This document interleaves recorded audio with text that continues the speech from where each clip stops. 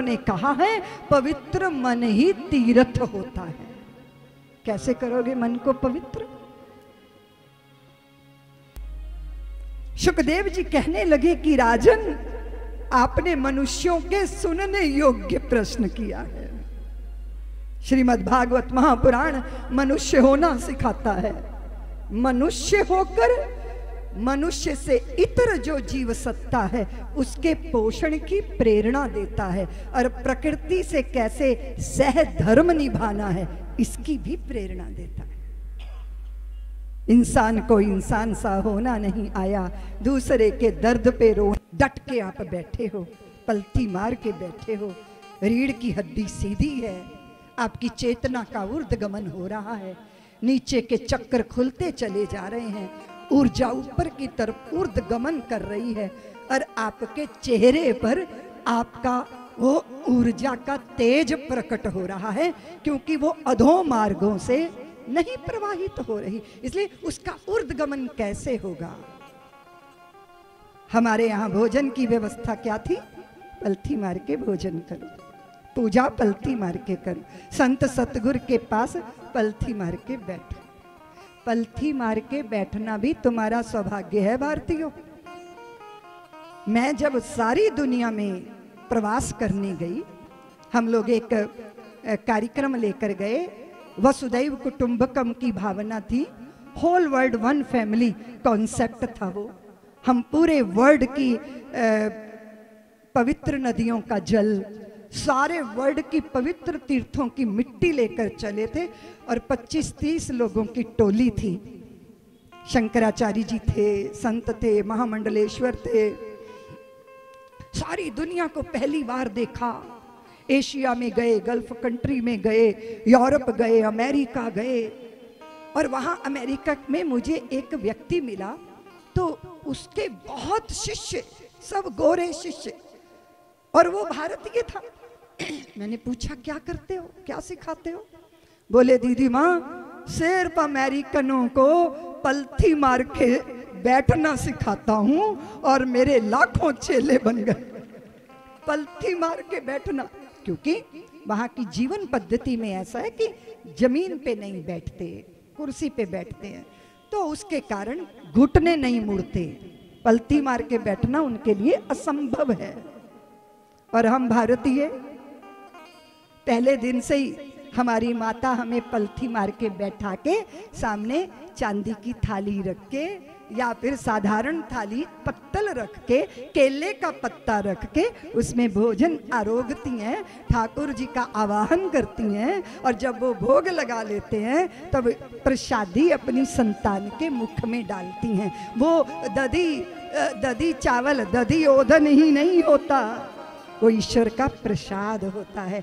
ये बिना प्रयत्न के मिल गया हमें। इसलिए मैं सोचती हूँ कि अगर सारा संसार भगवान की रंगशाला है, तो भारत भूमि इस रंगशाला का रंग मंच है, जहाँ जन्म लेना अपने आप में ही बड़ा सौभाग्य है। लेकिन उसकी महिमा तो समझिए। जित आसनो और जित श्वासो, आपकी श्वासों का नियमन कैसा। बहुत सारे लोग हैं जो कुर्सी पे बैठ के एक टांग पे दूसरी रख लेते हैं और पूरे समय टांग हिलाते हैं, पैर हिलता रहता है, पैर हिलता रहता है। क्योंकि मन जितना चपल होगा उतना ही आपका शरीर हिलेगा। शरीर उसमें कंपन आता है, क्योंकि आपके मन में झंझावात है। जैसे क्रोध आएगा तो आपके होंठ फड़केंगे। जब आप बेहोश हो जाते हो, यानी आपका मन कहीं और चला जाता है, शरीर आपके कंट्रोल में नहीं रहता। इसीलिए सबसे पहला सूत्र क्या है? जितासनो जित श्वासो जित संगो जितेन्द्रिय। जितासनो जित श्वासो, सांसें आपकी गहरी होनी चाहिए। जब क्रोध में होती हो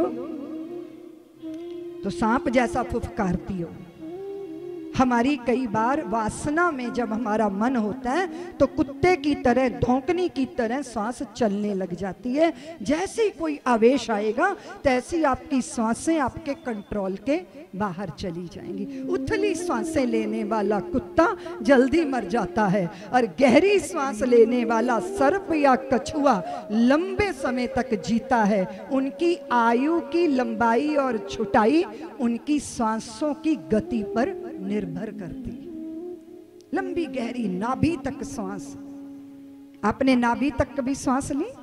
छोटा बच्चा लेता है, क्योंकि जब सो रहा होता है और उसकी सांस भीतर भरता है तो उसका पेट ऊपर उठता है, और जब सांस निकालता है तो पेट नीचे बैठता है। बचपन में हमारी सांस लेने का तरीका सही था, और जैसे जैसे बड़े हुए तैसे तैसे उथली होती चली गई सांस, क्योंकि हम मन में जीने लगे, मन के विचारों ने हमको उलझा लिया। इसलिए सांस देखो कैसी आपकी, शांत मन में गहरी सांस।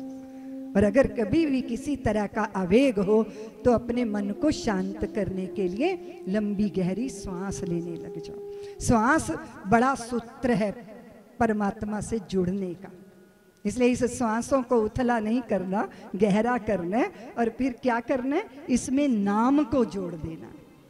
सांसों की माला में सिमरूं मैं तेरा, हर पल भगवान के नाम का सुमिरन, गहरी सांस। जित संगो, मैंने निवेदन किया था आपसे कि संग का ख्याल रखिएगा। वही है नन्ही सी बूंद, ओस की बूंद पत्ते पे गिर जाती है तो सूर्य की किरण पड़ते चमकने लग जाती है, और वही छोटी सी बूंद अगर सीपी में गिर जाती है तो मोती बन जाती है, और वही नन्ही छोटी सी बूंद अगर जलते तवे पर पड़ जाती है तो जलकर नष्ट हो जाती है। बूंद तो वही है, पर संग ने मोती बना दिया या जला के राख कर दिया। इसीलिए जित आसनो, जित श्वासो, जित संगो, जितेंद्रिय बन। सब्सक्राइब करें साध्वी ऋतंभरा जी के YouTube चैनल को, और हमारे वीडियो को सबसे पहले देखने के लिए बेल आइकन को दबाना न भूलें।